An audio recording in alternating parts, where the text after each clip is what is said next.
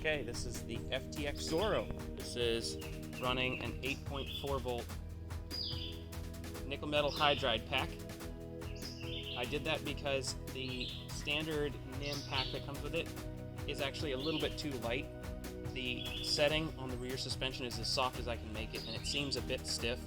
I actually switched out to a thinner oil as well, so the spring rate could probably be altered, but in this case I just added some more weight to it, and that should soften it up a little bit more. It doesn't really oversteer too much. It is a four-wheel drive, so you can always play with that. So here we go.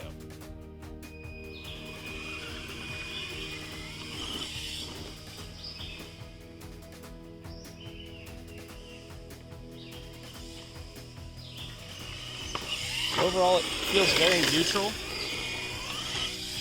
The stock servo is actually pretty good. Oops, got a flip over there. So the stock servo is actually pretty good.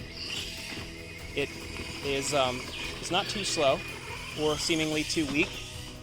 So actually, really happy with it. I'd say it performs just as good as any other Spectrum or low-end Futaba servo.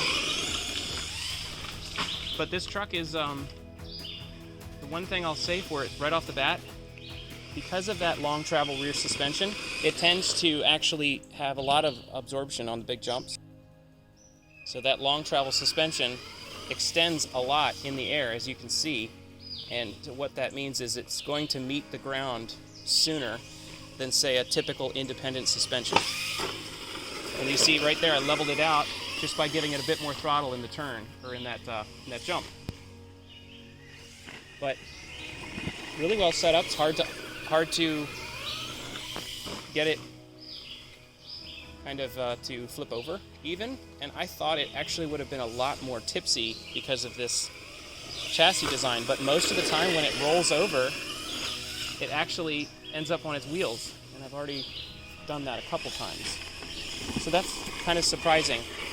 And I think because ultimately the motor, which is pretty heavy, is low on the chassis. It's still got that lower center of gravity for a lot of the parts on the chassis. It's just the battery itself is a little bit higher, but not much. So I think all in all it drives very well. It's very forgiving.